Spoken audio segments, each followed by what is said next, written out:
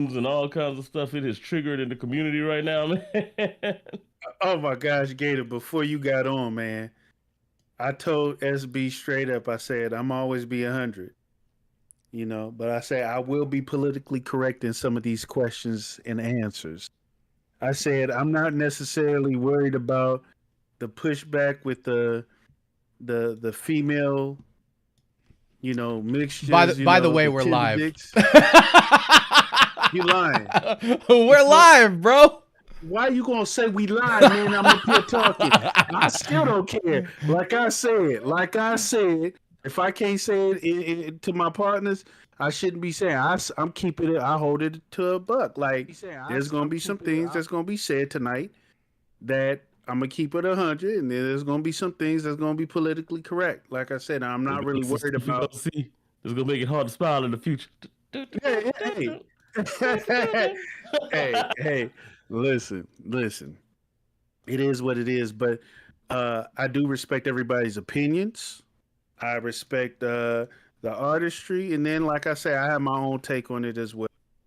It's all good, but for the people Absolutely. that yeah, for the males that got they once a month type of thing going on, they might Yeah, want to exit. we not into that. Yeah, they might want to exit, and that's cool. Yo, I'm not here I for wanted the to say, real quick, Kicks, step back from your talk to me. mic a touch or turn the threshold down just so that you don't Okay, what get about what muted about me out. right now? Do you hear me? Oh, Am I we hear muted you now? great. No, you're good. Okay then. I'm gonna keep it right here then. Kicks, when you gonna turn your cam on, man? Cause we live. My camera is on. Oh, you talking about Gator? He Gator, really say Gator. Oh, okay. All right. Gator Kicks. Get the kick. Gator kicks. Kick Hey, Gator. hey, hey. Hey, no I Power seen Ranger it. morphing. There we None of go. that. Get your butt in here. There we There we go. go. Ah. I was just trying to get a close up on the beautiful face right here, man. I was just, Gators brought to I us feel like it was courtesy too of far away. Triumph of Bacchus. Man. Right.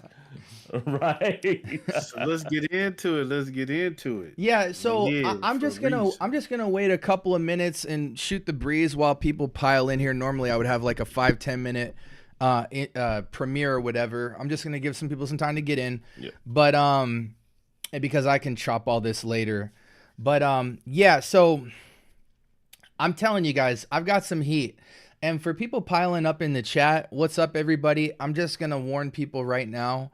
Um, we're not going to be super interested in going to chat off and on. Like, if there is some negative space to address certain things being put in the chat, we will, and we want to make everybody feel included. But this was going to be like a local recording in-house that I was just like, yo, let's turn the stream on so people in the chat can be like flies on the wall. So this isn't really a community outreach type of stream. This is us shooting the breeze, and if we get to y'all, we get to y'all. But so far, shout outs Doosan, shout outs Percy. We're happy to have y'all in here. Okay, so I'm gonna turn myself down just a hint. Y'all give me a mic check real quick. Mic check, Check 1, 2. Okay, beautiful. Mic check. Excellent. Okay, so guys, I'm gonna tell you right now. So I don't mainly want this conversation to be about Justin, and I don't entirely want it to be about his points. Either, right. because part of it is about what he said, and a part of it is also the other things I think about based off what he said. So these questions are in no particular order, and at some points they will directly be, here's what Justin said, what do you guys think? And then other questions will be like segue from just in general, blah, blah. So I just want to make that explicitly clear. Like, this isn't entirely a reaction video or whatever. We all saw the video, and a lot of people are already talking about it. And to be quite honest, way before he even dropped the video, people have been talking about this. I mean, ever since I did the panel. I mean, you guys, Gator, you were on the panel as well with Charm. Oh yeah. This conversation is in an absolute frenzy, and I need some parts in it. And I know you guys do too. And honestly, I respect your guys' viewpoints because I feel like you guys are qualified to talk about this conversation because number one, you guys buy all kinds of fragrances, and you've Oh yeah. been buying all kinds of fragrances. So you don't represent a side. You represent fragrance, and you smell fragrance, and you've left no rock unturned. So that allows me to be like, yo, the perspective you would come from would be as unbiased as possible. It's or tasteful bias, right? Oh yeah. Bias that Oh yeah. is well informed. And then I also respect you guys and just how your mind works off camera outside of fragrance. So I think these kind of conversations are really important that you know you like who you're talking to because it's like sometimes people have objectives with this conversation that are completely like I don't want to say unfruitful, but I'm going to say it unfruitful. So anyway, um we're just going to get cracking, man. Justin made a video talking about why he doesn't discuss basically clone fragrances, clone brands, etc. Oh And yeah. he had discussed in the past that um one big contention for it was artistic integrity, but he spent a majority of this video not really making that the point. His main emphasis on this video was a couple of points that I'll bring up in a little bit, but mainly the comparison of how many fragrances a house puts out on an annual basis versus niche houses. And when he looked at the data there, saw that there's some fragrances coming up with hundreds or thousands of fragrances at a time, where a designer or niche house might come out with at max 10 a year. And so it seemed that plus some other relevant information kind of implied that there is an emphasis and an interest on cash grabbing over authenticity, or even just quality. And it seems manipulative to the public. And in the end of his conclusion video, he also said that he actually thinks it's detrimental to create fragrance in that way, like high volume, And so those were some of the points. And I'm going to walk through some questions here with you guys real quick. I know I forgot earlier. Introduce your guys yourself real quick to the people. I'm sorry. Go ahead, Gator. You got the kicks? I'll hold it. Oh, so I got what's going on, everybody? Fragrance family, it's your man Gator. Better knows than novice knows out here in these fragrance streets. Chappie Sinclair to my folks. Just wanted to partake in this conversation because man, it's got the fragrance community in a tizzy, as it has for a while now, man. So I'm glad to be here, man. Excellent. For sure. You already know. You already know it's your boy Kix Griffey back in the building here with both of my fellas, Gator and SB. It is a somewhat of a interesting conversation that we're gonna have tonight. This whole thing has sparked up an interest, so I'm just happy to partake in this conversation, and we're gonna get to it. So happy to be here, and thank everybody for coming through. Excellent. Now, I'm going to bring some quick disclaimers and then we're going to get right in. So, number one, I'm not trying to arrive at some sort of black and whiteness to this conversation. I want to observe what's going on, analyze what's being said, and to critically think through some things and to hear perspectives and try to just understand what's going on. We're looking for knowledge and understanding. And so we're going to navigate that as a team here. Also, there's no sequence to this. So a lot of times in this conversation, there's so many moving parts to it that it can be so confusing to like get it all at once and figure out like where this conversation is going. So I'm going to try to be as concise as possible with my questions to you guys, because I would like people to have some solid takeaways as opposed to just being like super confused at the end of it. And so I've designed these questions to try and be as narrow as possible. And again, this was just, we were going to talk about this by ourselves, but we thought turn the camera on and give people a window into what we're doing. So anyways, with that being said, so Justin made this video. He was talking about why he doesn't do clone discussion and clone house discussion and all that. And he brought up some valid points, and he also has some responses. Now, it's interesting because with Justin's videos, it's kind of satire. I think that's the right word. So like, Yeah. you know, he has like the slow stops and the gray screen and the emojis and the sound effects. So there's some comedic and implicate, what is it? He implies some things and is suggestive and Yeah. whatnot. So, sometimes you might think he's more passionate about something than he is, but he's just trying to make an engaging video and make you think about things. So I never really take anything too close to heart, but Justin for sure has some very distinct thoughts about the fragrance space. So the first thing I wanted to notice was, like, first and foremost, the reason he made the video, right? People wanted to know why he doesn't mention other content. And so he made the video to let them know why.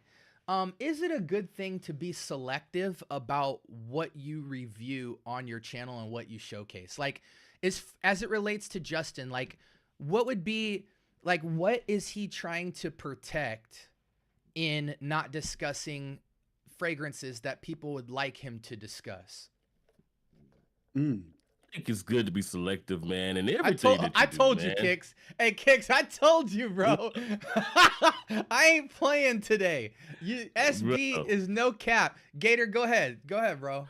Hey, look, but no, I think it's good to be selective in everything that you review. Like, as a content creator, you know, even though you're not making the product, you're still putting your name on the review or your thoughts on this particular product. So you're still by association, associated with the product. So it's kind of like, I feel in a way that if I don't like a fragrance, a lot of times I'll still review it, but I want to be able to come back and stand on my review. And if I'm not selective about the things that I review, then, I'm just kind of floating in the wind, So I think it's good to, know what you're doing, and actually, take time to study what you're doing in that sense, And so I think, and do what's good for your brand. So, if you feel like, clones are not good for the brand, I get it. But I don't have a problem with being selective. They think being selective, everybody should be selective and be intentional in what they're doing in this space, Kicks. Yo, I know we are gonna be kicking up so much smoke for this conversation. So let's just be the three amigos and bounce through this. Kicks, Okay, what do you think, bro? Because I'm about to go in. I'm saying with being selective, I think categorizing the type of reviews or reactions you do, I think sometimes that also limit yourself, right? I think that you got to be open with a lot of stuff. I don't believe putting yourself in one box and only speaking on this category is necessarily, and I'm not speaking on I'm just saying with anything genuine. I think that you have to be open to a lot of different categories. And when you're selective on just one space, it can be jaded to the consumer, to the person that's watching you. So it all depends. I agree with Gator on one end, and then on the other, that, hey, look, I'm not going to just speak on just one category of the space, on just niche, and I don't mess with clones. Or I just mess with clones, and I don't mess with niche. No, I speak on everything.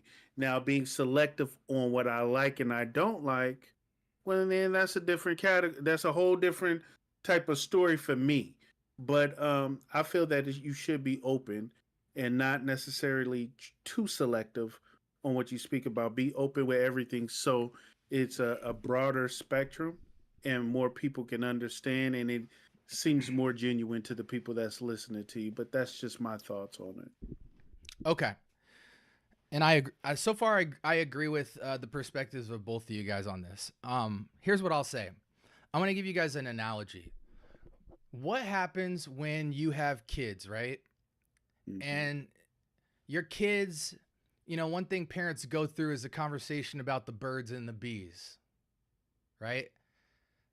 Some parents choose to not have that conversation or out of fear or timing, never have that conversation with their kids. And yet they go to school with all of this pressure and conversation with that topic. And so whether you choose to acknowledge it as something to discuss or not doesn't take away from the fact that they go to school and are out in the world getting bombarded with the topic.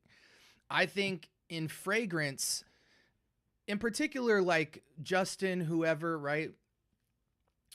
The reality is that a large portion of Fragcom is trying to navigate this influx of fragrance content, fragrance releases, and then the clone, dupe, and inspiration scene that is starting to explode. And they are looking for people that they respect to have something to say about it. And so from Justin's standpoint, he's choosing not to engage in that because he thinks fundamentally it actually hurts his community, right? And we'll talk about some of his conclusions that he had at the end where he feels like the mass production and the clonery is actually a detriment to the community. So he feels he's saving his community by not addressing it. But the reality is that whether he chooses to talk about them or not, there's still a majority of his audience that's like, yo, well, if someone I respect isn't willing to talk about it, then I just got to kind of go out there and investigate it for myself and come to my own conclusions. So that's one thing that I think about is, to answer it from my perspective, what your channel is about matters. Like, for instance, if you say this channel is about doing high-end luxury perfume, then let it be what it is. But if you are just generically a fragrance reviewer and your whole MO is going around scouring the earth for perfumery, and your audience wants to know what things smell like and where the quality differences are and all of that, by not having a discussion in the inspiration and clone category, you are cutting off like probably more than 50% of the market right now of conversation.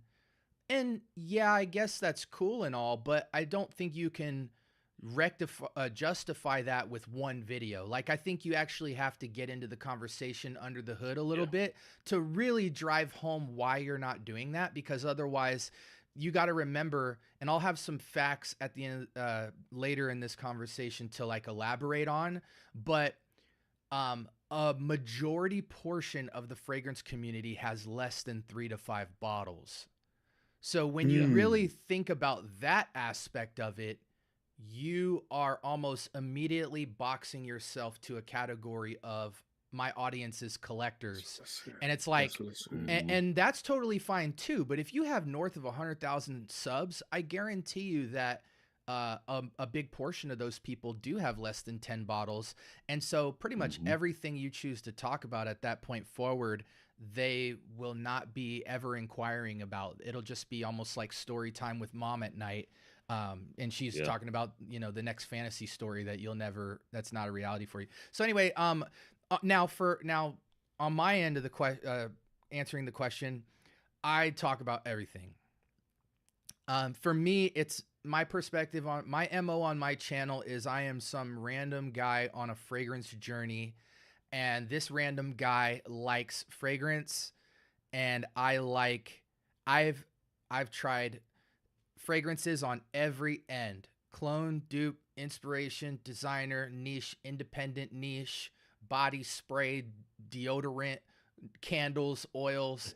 I've found trash and I've found treasure. So I'm just going to tell you guys what I found that's trash and what I found that's treasure. What I noticed in my journey is I have a huge taste for trying a lot. So that's why I always tell people I'm not a reviewer, but I know I am. It's just my MO is more of the fragrance lover's journey, not really I'm here to review fragrances. And so I try to let the content on my channel reflect that by doing game shows and entertainment and all that, because that's my MO. But I still respond to my audience because I have a category to do that, and I'm okay with that. But I just wanted to ask you guys if you think being selective is okay. And I think that's an icebreaker, guys. Like, the obvious answer to that is like, it's cool to be selective. It's cool to be not. You just better have good reason to. We're all grown men, right? Like, I was just asking. I'm in agreement. Some people cool really wrestle with that question. Some people just have bum ass selections, and that's bottom line. Absolutely. Okay, so let's get it cracking now. Okay, so there was an example Justin used, right, with Roja. Okay.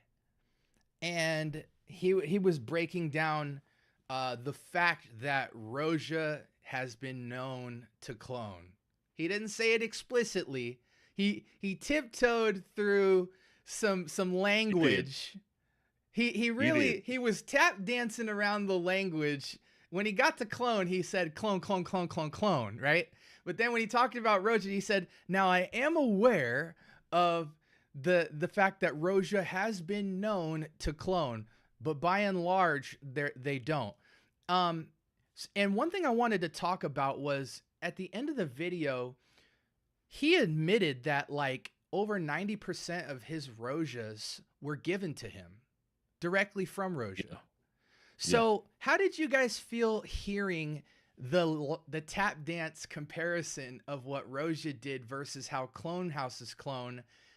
How do you, because one of the things I asked myself was, it looks like you're admitting that you've only bought 2 or 3 bottles of Roja, and like the rest of your Roja has been handed to you. It's not, how does that impact how these creatives talk about these brands and how hard they are unbiased with them just as much as the clone houses? Because I'm like, well, bro, it's easy to amen certain things when you've got like less than $1,000 in the game on your whole set.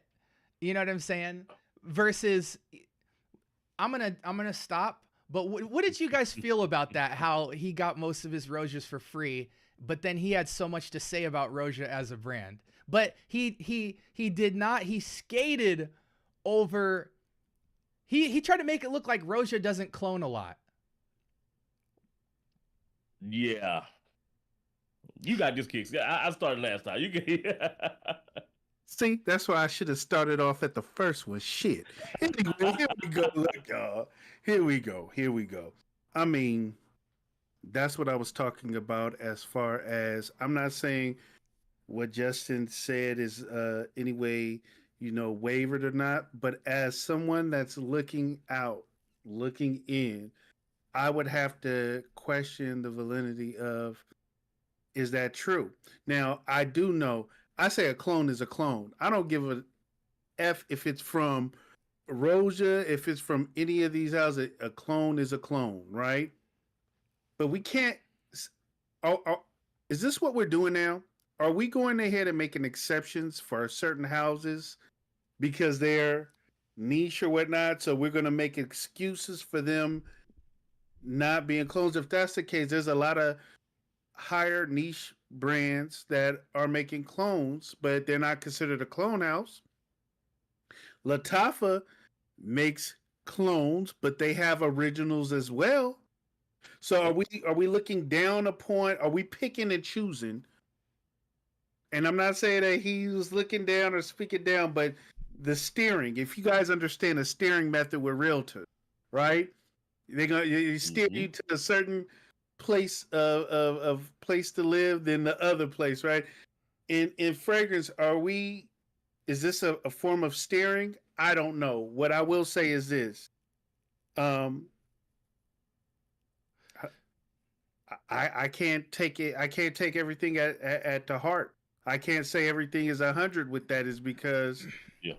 it was given, it was gifted, right? And I don't know what kind of deal one individual have with another as far as with business and market.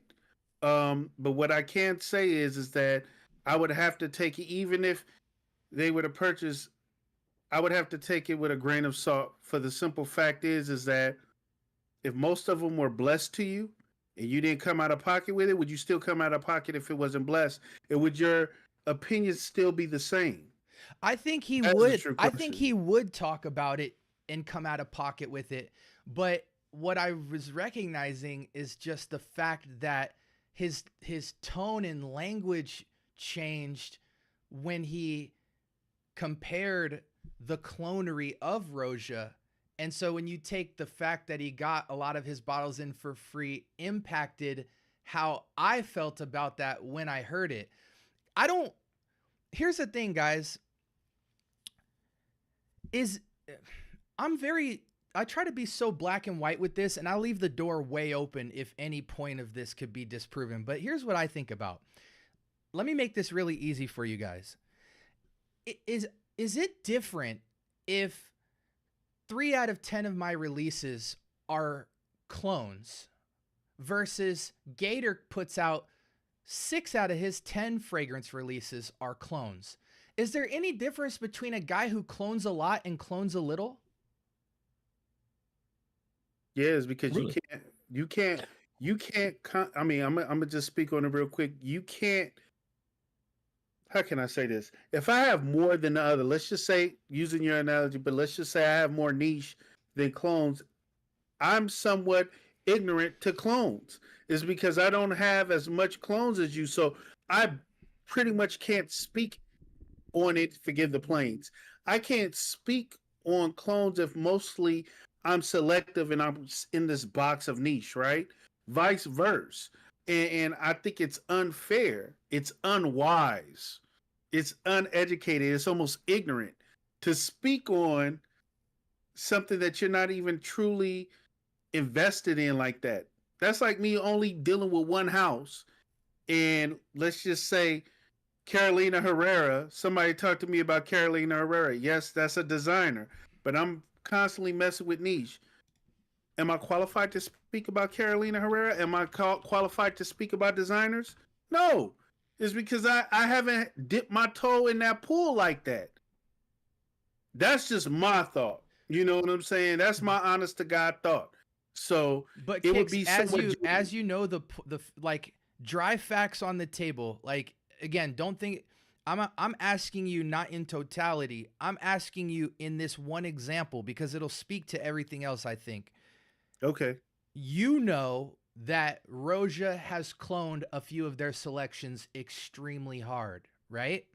True. Number one being the fragrance Roja wants to be known by, which is Diaghilev. Diaghilev. I know. Diaghilev was, guys, just for context, I just discovered Diaghilev was a clone. Like, I was sitting here, I've been doing vintage, and I've been going hard on vintage in the last month, and I was smelling either Mitsuko or Shamad, one of these fragrances, right? I forget exactly which one it is. I think it's Mitsuko. Soko, I believe, And, yeah. and I was smelling it, and I didn't even know Roja was had cloned anything in previous, and I've smelled a lot of Roja. I was doing my vintage thing, and I smelled this, and you know, Diaghilev is such a distinct one-of-one scent profile, I feel, especially the potency of it. You could spot it a mile away. It's like cat piss. You know what I'm saying? In terms of how distinct of a smell it is. And so when I smelled it, I go, what the heck? I know this fragrance. And then I went down the rabbit hole, and it was like, everybody knows about this. I was pissed that SB didn't even know. I'm supposed to be the professor, the scientist. And when I discovered it, it pissed me off because it's like, you want to be known by a DNA you super duper extra califragilistic expialidocious cloned? Like that thing is a super clone. That is clone at its finest. Now, the question again, I want to simplify it. Let's say Roja cloned 3 times and Latafa cloned 6 times. Do you feel more or less value from, like, do you throw them into the same category? You guys clone, we clone, whatever? Or do you still view Roja as more value because he's cloned less?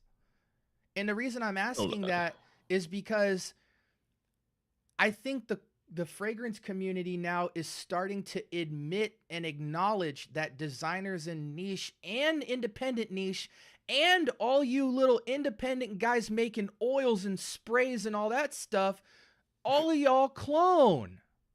So my question is, if you clone a lot versus cloning a little, who's getting are we just going to give passes and move the goalpost, or are we going to, for once and for all, acknowledge that everybody's doing it? Doesn't mean we need to conclude anything about it, but, and the reason I asked that is because in Justin's video, it was like, why did you tiptoe? Why did you, when you had the smoke for the clone houses, you had the sound effects and you had the gray screens and you had the high-pitched chipmunk sequence already. But when you went to touch on the fact that it's known that Roja has done it, whether it's a little or a lot, his voice got normal. The sound effects were less. He spent less than 15 seconds acknowledging it, and then he just went to move on. Why? Yeah. Why are we still in a place now, guys, where we are giving leeway or skating over people who clone less than people who blatantly clone? It's like, is there a difference between the prostitute? Yes. Yeah, and again, that's what I'm asking, because is there a difference between the prostitute in the street versus the prostitute in the White House? You see what I'm saying? How do you guys feel about that? Yes. Go ahead, okay? Go ahead. I'm listening to you, man. So, man, it doesn't really matter how many times you do it.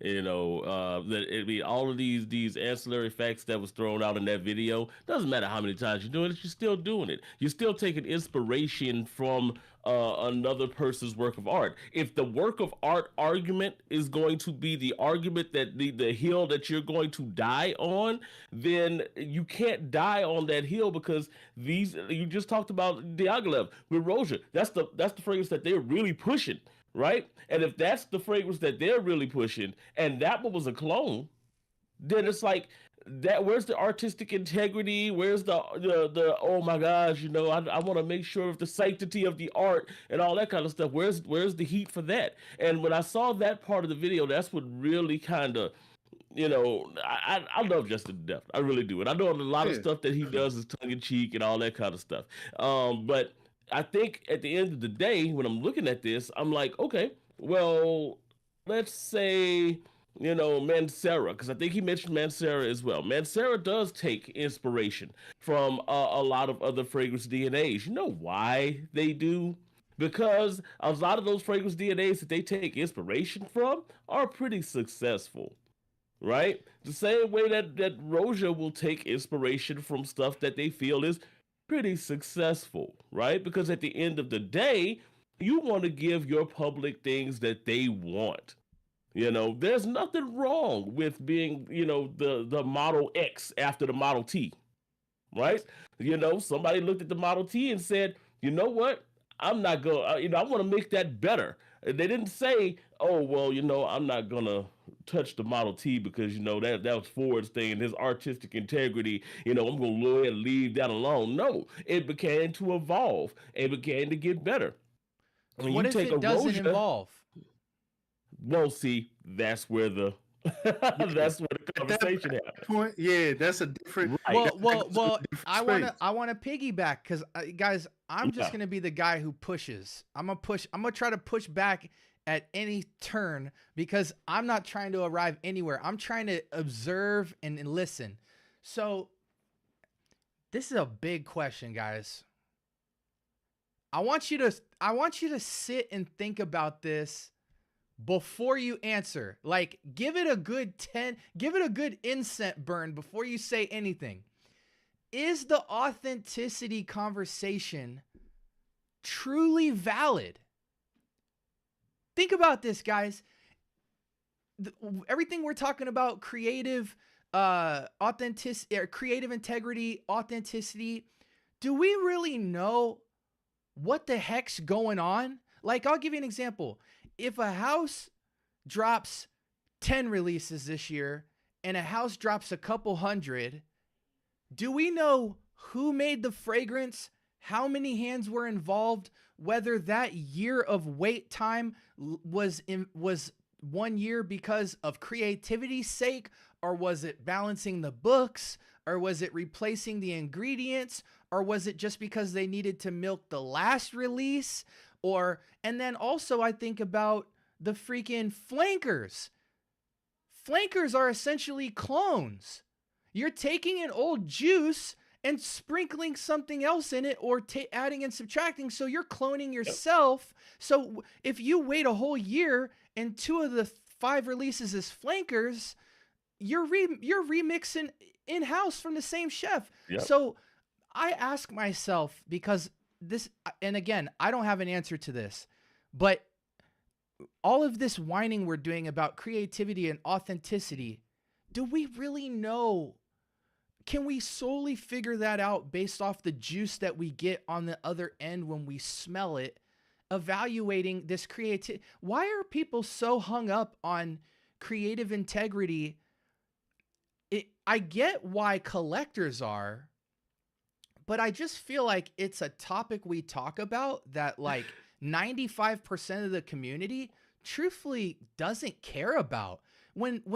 If most of the world has 3 to 5 bottles, is that even a factor that comes into their mind when they buy a fragrance, or they buy a hat, or they buy a shirt, or they buy some shoes, or they go into that restaurant, or they watch that movie, or they bump that album? I just think that it's a conversation that sounds really interesting, but it's like, it would be a cool conversation if we had facts. I'm calling bullshit on yard 1. This is some bullshit. And this is why I want to say it's bullshit. Artisanal and all of that bullshit. Yeah. What difference does it make? What difference does it make? One thing, SB, I disagree with you on flankers being clones. I feel clones are when you're taking inspiration from another house or somebody else did it, right? If you're improving on something you've done already, I don't consider that a clone. I consider that another step of improvement on something that you've already created, right?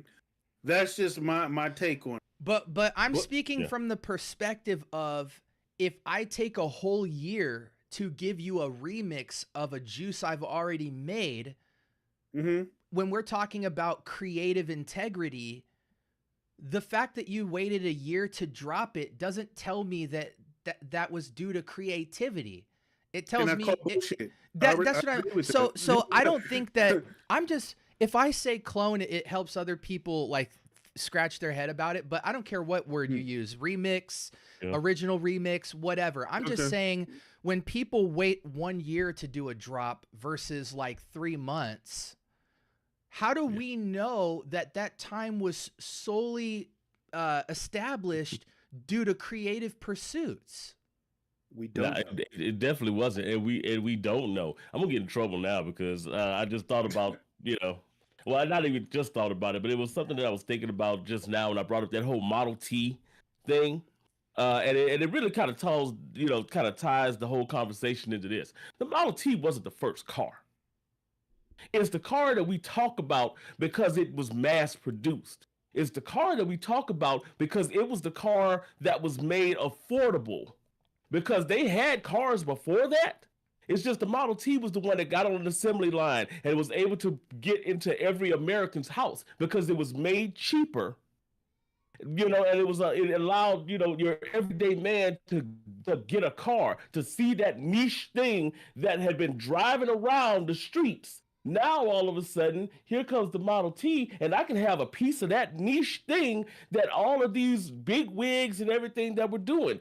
In essence, that's what we're talking about when we're talking about these clones. And when we're talking about these inspired brands. When these brands get upset, when the niche brands and some of the designers get upset, no, a lot of these clone houses are just making these DNAs that we're seeing these niche snobs walking around with and just commenting on. They're making them more affordable, right? There were people that was probably mad at Henry Ford for doing the Model T thing, because but guess what? At the end of the day, it made that thing more affordable. The thing that was very desired made it more affordable. There was a part of the video where I was seeing where it's like, okay, well, you gotta kind of just save up your money and go for the art. Bullshit. Why would I sit there and save up my money, and just be like, you know what?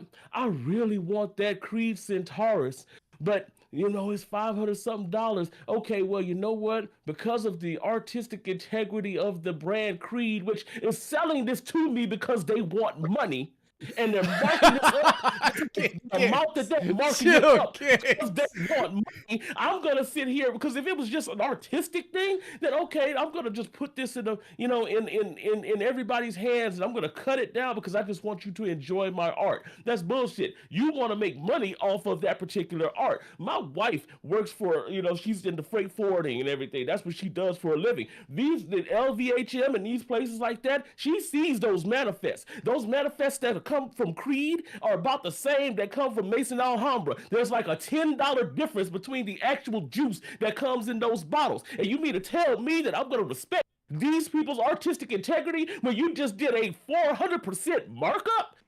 Hell no. That's a huge part of the conversation that I have stocked in the clip is the disparity of value that we're talking about from a dollar standpoint. And I don't want to hit it yet. Gator's teeing up that sermon, and everything he said is absolutely on point. I've always just felt like, hey, that steam was, yo, it's just one of those things where it's like, guys, I find myself doing this too. I've been rapping for almost 30 years. I've been in the music industry. I'm a full-time engineer. I used to be a drawer and a painter. I used to be an educator in the arts, teaching things like art history and all this stuff, right? So I've been involved in dance. So I've found myself wanting to fight for this thing called authenticity. And what I've found is just that it's something I could never keep the same energy with across the board, right? It's like we always pick something that we're like deeply passionate about to like want to have this convo, and it sounds really good, like creative integrity, right?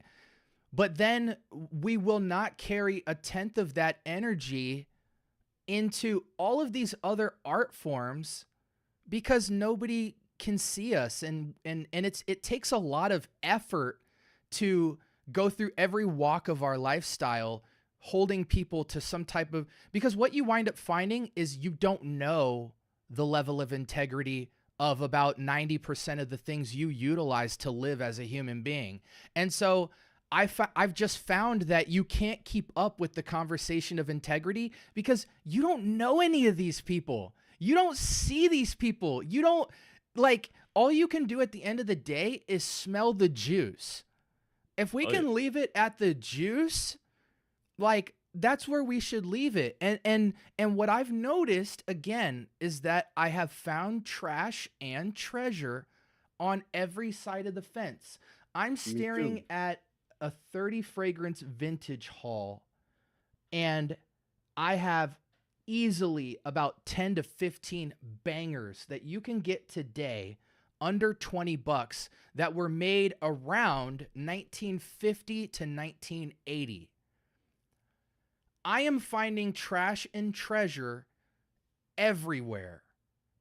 To the point where every time I get one conviction about something, it gets bundled up and thrown in the trash because then I find some treasure somewhere where the world said I shouldn't have found it. And so it's just, again, I think the authenticity and creativity conversation is only noble if you have the facts. Yeah. And even when you have it, you almost have to have a loose grip with it, because 9 times out of 10, you have a bunch of areas of your life you don't keep the same energy with because it's exhausting. Like at some point you just have to say, I just need to eat today. I just need something to wear and go outside. I just need some good beats in my car. Like I'm not going to hold everybody. It's not a sword that you can die on very easily. Go ahead, Kicks. I'm just saying it. This happens everywhere. He made it a hot line. I made it a hot song. Does it make Nas not relevant enough, or does it make Jay-Z as a clone? Right? Let's stop. It sounds like BS to me. I think it's a lot of BS, and it's we're gonna pick and choose. And I think everybody's biased to some sense. That's what I'm gonna say. Everybody's biased to some sense. You know, I love rose, so I'm gonna say this rose fragrance is, oh my God. But knowing me, you're gonna know Kicks is in love with rose, so I'm gonna take it with a grain of salt, right? To somebody that don't. So I'm gonna just say we're all biased in some kind of way, and you gotta have a feel of any individual, even with myself. You gotta take it with a grain of salt. The juice is the juice. Your nose is your nose. And that's that. Anything else is pretty much entertainment wise. You know what I'm saying? And to use it as artisanal or the artistic hogwash talk as far as it being artsy, I think that's just a way of deflecting. Is a way of deflection. But that's all I gotta say about that. I think Gator. it's a defense mechanism, but Gator, please. I think so. And I think I'm about to hit the point that you were just thinking about too, SB. So here's the thing, man. SB, you're in the music. Kicks, you're in the music. You know, I was in the music. You know, so let's say you have Pharrell, right? Pharrell's doing, you know, he's in the studio, he's producing some tracks, you know what I'm saying, all that kind of stuff, right? And I'm an artist, I'm a Joe Blow on the side of the street, you know, but I was sitting there and I really want this hot track. I want something that's gonna be hot, that's gonna hit like a Pharrell track. I can't afford Pharrell, right? I can go on SoundCloud, one of those places like that right now, and find beats that are in the style of a Pharrell, but they're just a little bit tad different. They're not exactly the Pharrell beat, but they're just a tad little bit different. I can afford those. I can't afford a Pharrell. Now, does that make me like a bad person? Does that mean that this artist that's making money off of making stuff that sounds like Pharrell stuff, does that mean that he's, you know, vulturing off the name of Pharrell? No, not really. Because he knows that he's going to cater to an audience that can't afford Pharrell to make a beat for them, right? Exactly. I'm going to tell you what's really made them upset.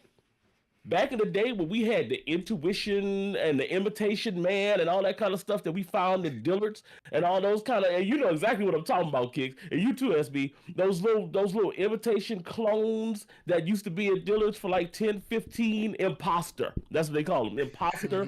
And you know, you spray it on and smell like Dolce & Gabbana for all of 2 to 3 minutes before it starts smelling like insect repellent.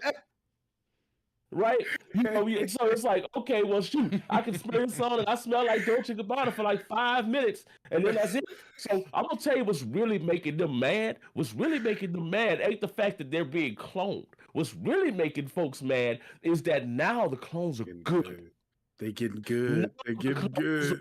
Getting better and better and better. So to the where now, as somebody who's a niche snob, now I sit back and I wonder to myself, why am I spending $400 on this fragrance when somebody just made Pierce from French Avenue that smells dang near in the same, like almost identical to Perseus from Perfumes de Marley? Why would I spend $300 something on that one when I can get Pierce? But it has to be justified. Subtle differences. And now I'm sitting there like, but right. So I don't want to be named a label whore. I don't want to be named a label snob, you know. So I have to defend this artistic integrity. Now, I just think it's a collector conversation. Like, yeah, like you can't even take a deep breath in to try to sort through that mentally if you only have yeah, 3 to 5 bottles, right? right, Like you see what I'm saying? It's again, it's a conversation. I think that people in Fragcom do this thing where they'll bring a topic to light and and act like a lot of people care about it when they don't. yeah, Um, like for content's sake, I see a lot of you guys out there. You'll say that something matters and that the world's in a frenzy about this when like statistics prove otherwise. Statistics show yeah, that you and maybe 20 or 30 friends of yours online have spoken about this, and it's really not that big of a deal. You wind up just making it a big deal for content's sake, and nobody actually is dealing with that problem in real time at all. They might be able right, to barbershop talk about it like it's a problem in general, but they hang their coat up when the podcast ends and it doesn't apply to them at all. And so yeah, it's just like, again, if the average community has 3 to 5 bottles or even less than 10, there's no way they can navigate this conversation at all. How could you possibly care if you have less than 10 bottles? It doesn't, you can't. it just doesn't make sense. And then as a community, our favorite content creators start talking about it, and then we act like it's a big top. You know, when I realized the clone conversation wasn't that big of a deal, niche brands and designer brands, they don't even speak on this. Like, you ever notice people have to interview them and ask them about it. They don't even care. Like, they don't even know that there's a bunch of small communities around, like, having these crazy lofty discussions. It's like when you wind up asking them about it, they don't have much to say about it because they haven't even thought about it. If you make a product and you make a good product and your market isn't affected by it, and I don't even truly think that the market is putting pressure on these brands either. You know what I'm saying? Like, Right. I haven't seen it reflect in a way where now brands are talking about this being a problem. I only really see Fragcom discussing it, you know, like not even real consumers, like collectors discussing this issue of mass production. Because every time a perfumer or a house is brought it up to, they're like, oh, like, I mean, we're just better. It's better quality. And then they move on. Like, so I don't know. It just Yeah. seems like a made up. That's another question I was going to ask you guys. Where's this question? Are we making fake beef? I think so because this Really is as a wrestling fan, it all seems kayfabe to me. And now, people who don't know what the term kayfabe means is when you actually are very theatric in the beef and in the animosity that you have to someone. Right back in the day when wrestlers used to travel around, the good guys had to travel together and the bad guys had to travel together. Even if they were best friends backstage, they couldn't be seen together because that would break kayfabe. That would like make it seem like, oh well, it's not really that big a deal. I think that's what's happening. You know, I think that to a certain extent, the topic keeps coming about because it is a topic that is actually very polarizing within the community. Like you were saying, SB, you got 3, 4, 5 bottles. This doesn't matter to you at all. I You think just this got- is a black on black crime, meaning I think this is a collector on collector beef. yes, Right? that part is You true. have collectors who have a lot of clones. You have collectors who have a lot of designers. You have collectors who have only niche. And then you have hybrids of those that are playing in all the sauce. And each pool is making content.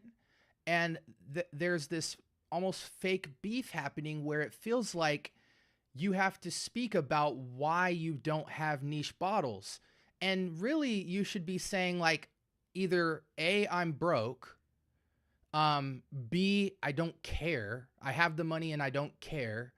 C, Niche is a special thing, and I don't get into it, very rarely. I'm very critical of that. You know what I'm saying? It should be a very simple answer, and then you move on and continue reviewing and talking about the things you care about. Or if you're a niche head, the answer should be like, I don't mess with clones because I just think they're cheap.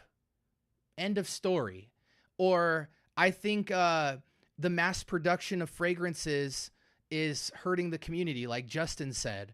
Or, you know what? I feel like the bottles one bottle of niche is better than 10 clones.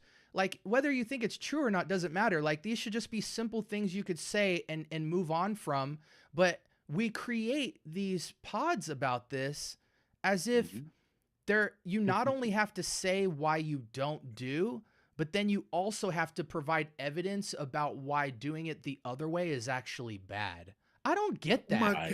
My God, look, this is some BS. I call bullshit on the second yard. Look, this is some craziness. This is really crazy. The talk is just all the way stupid to me. I'm gonna just keep it a buck. I find it stupid because it's about the juice, right? Is the juice good? Is it not?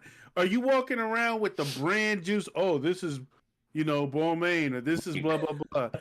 It's stupid. It's stupid. And this is one thing I want to say about it, and then I'll let it. Why do we gotta, like you said, justify why I don't have this? Like I'm looking for another sausage pause validation. I don't care what nobody think about what I'm wearing. Is it good or is it not? Right. Last but not least, and I'll be done. I'll get off my soapbox. This classism. I'm tired of it. Like, what is it? Well, I got them washed. Well, I only deal with rose. What the F out of here? Right. Do you get laid or you don't get laid? What the F? Let's be real here. I'm just being honest, y'all. I gotta be honest.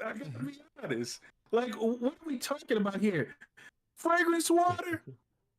Yeah. Well, this is Dolce & Gabbana. Well, this is Lateef. Oh, I take only Grey Poupon. Shut the F up. I'm tired of it, man. It's stupid.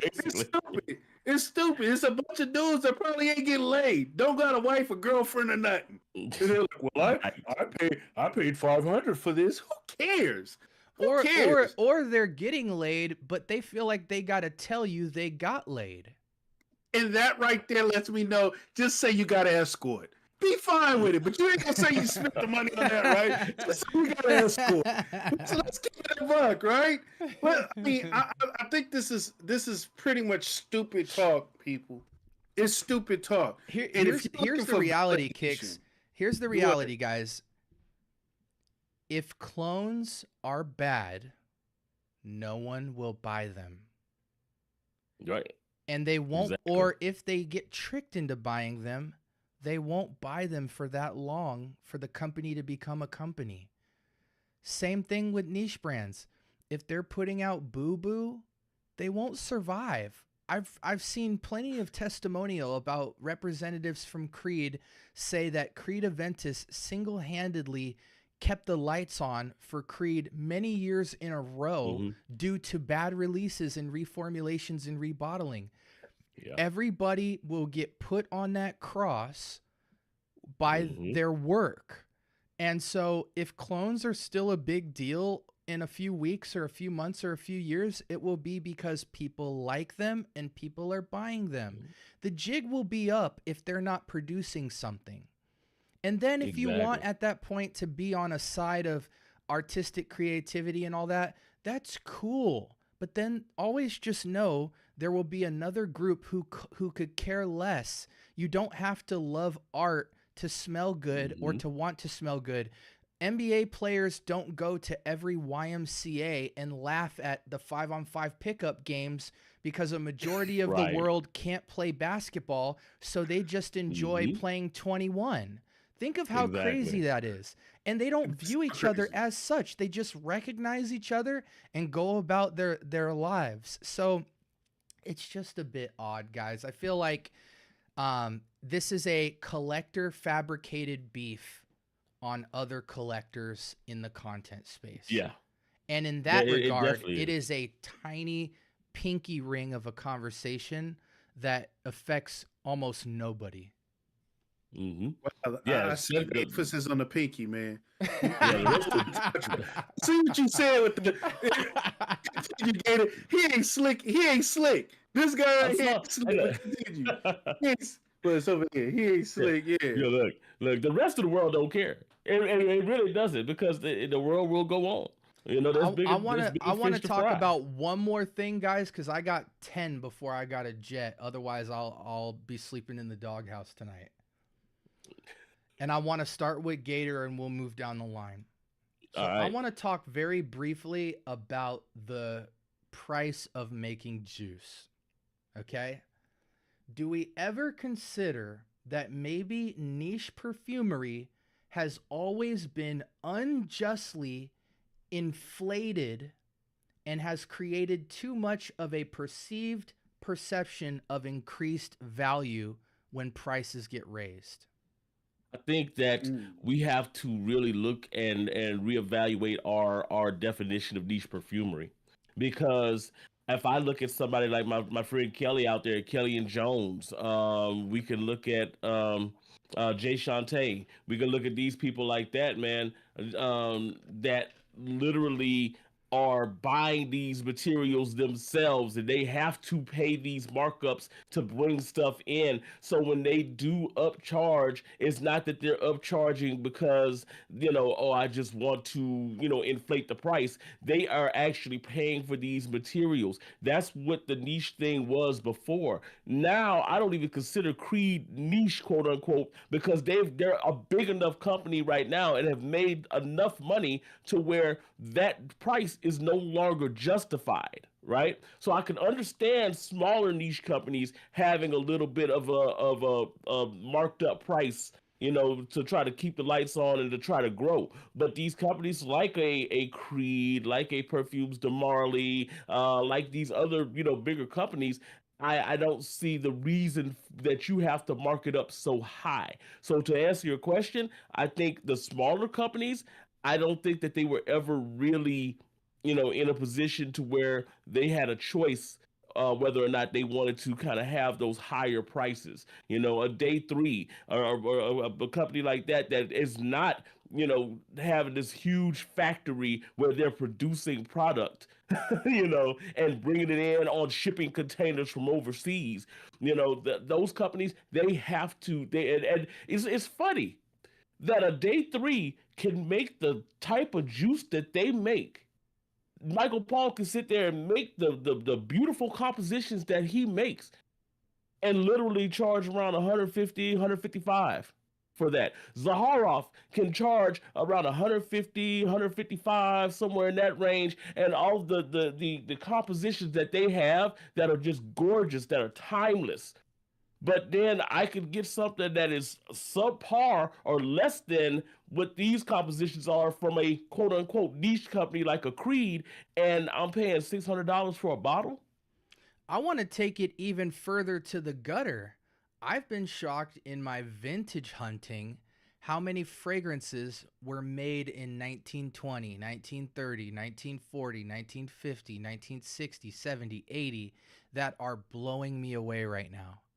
Yeah, Where if I yeah. smelled it next to a Roja, an Initio, a Byredo, a Bond Number 9, a Tom Ford, I would not know the difference.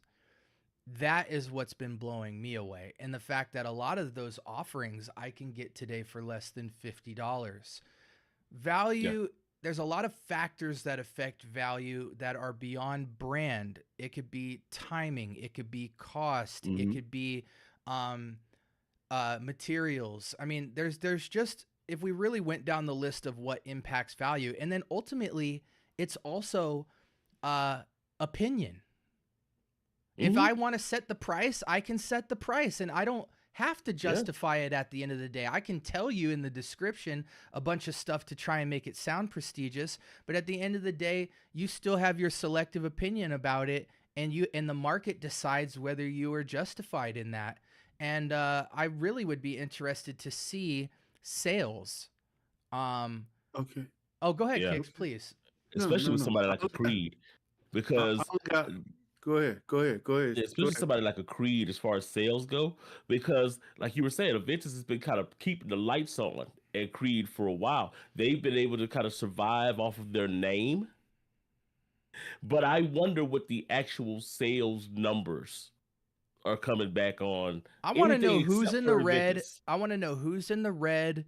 What are they financially backed by? When it comes to designers, there's other things that they profit from outside of fragrance. And, it's like I work a 9 to 5. So the fact that I do content doesn't have to keep the lights on. So I want to know how many companies are in that situation, like Tom Ford and Chanel and all these houses where Yeah, because they make socks and shoes and suits, are those items keeping the lights on to make the fragrance brands seem like they're still hanging around because of the quality of the fragrances and sales?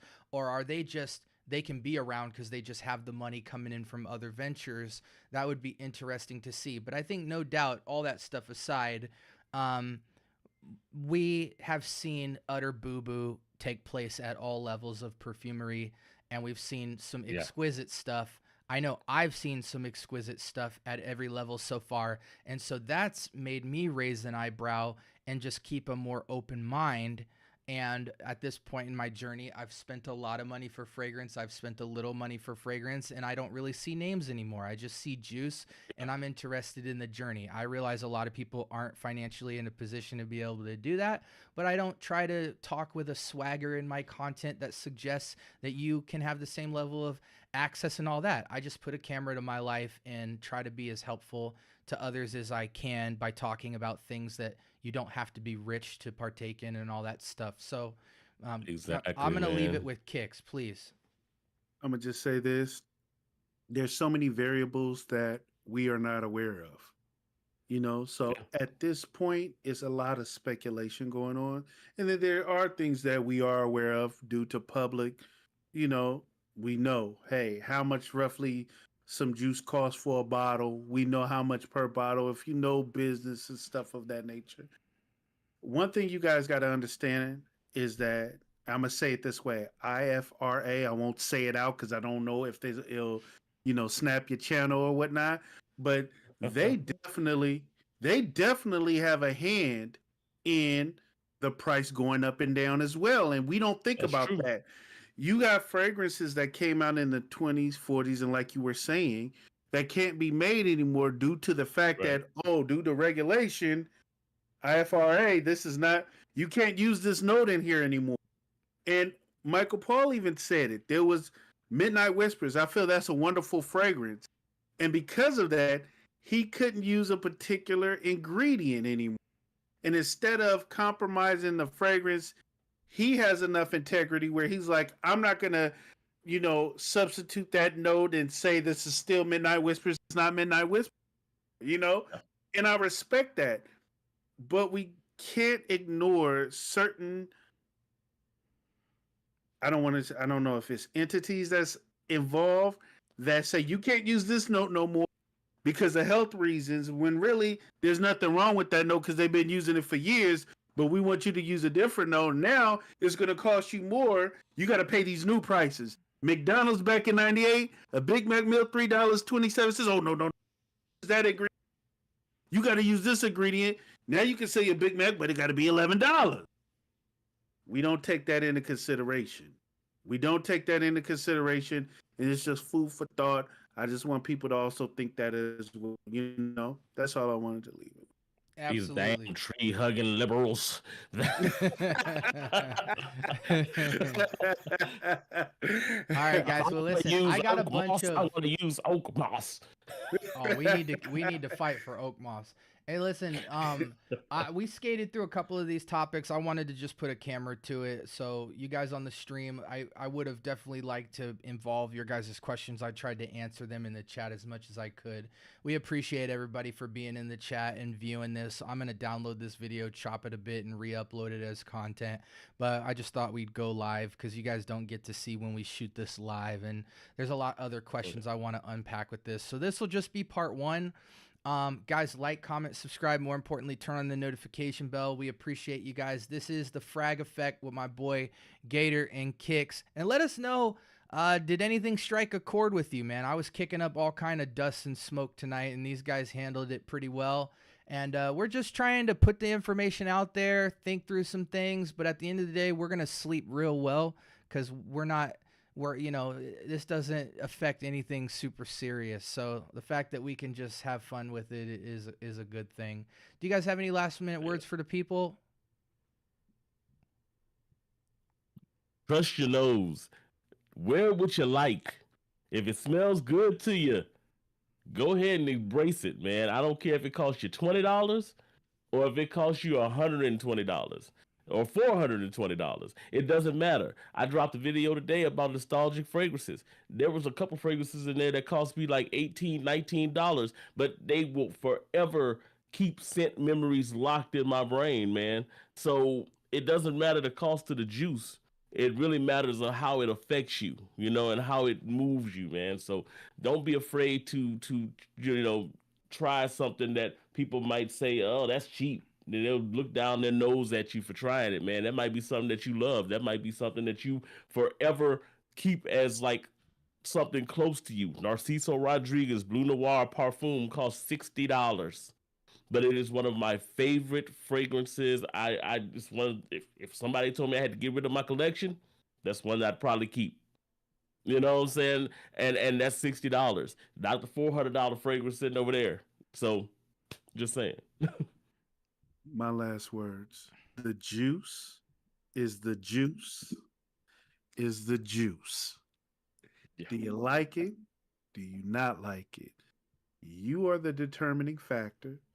If you're wearing juice for the wrong reasons, you're in the wrong hobby. Go take up finger paints with your kindergarten.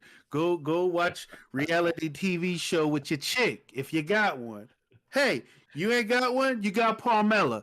Hey, I don't know. All I do know is, yeah, your boy said it. All I do know is that this is to be enjoyed. It doesn't matter the dollar amount. Like what you like, enjoy what you enjoy, stop looking for validations from others, and enjoy this artistry. Mm-hmm. That's it. Absolutely. And guys, I'll just say, what I've observed is that there's a lot of unnecessary pressures to have opinions about things in this space. And don't fall into the pressure of forcefully qualifying yourself to speak on things that you don't have a lot of information about. Just enjoy yourself, man. If you want to get nerdy, go get nerdy. If you want to have discussion, have discussion. If you want to be simplistic, be simplistic. If there ain't nobody that respects you because you do something different, we respect you. Anybody that likes fragrance, anybody who's into it at any level, any price point, any juice, we're a fan of you, and you'll always have a safe place here. Have an open mind. Even if you find yourself feeling really strongly about the state of FragCom and all that stuff, hold on to those ideas with a loose grip, because you'll never know what opinion or wise words you're going to come across that can challenge how you think and enrich your experience. This is a hobby. It doesn't keep the lights on, doesn't impact your family. So let's just have a good time with this. And I actually appreciate everybody having these discussions, because when they do, you wind up seeing what's actually going on behind all the curtains, and you get to see people for where they are and make your own determinations about whose horse you want to jump on. Pause. But anyways, I appreciate you guys. We got horses jumping. We got horses. We got it all, man. Horse and carriage coming out soon.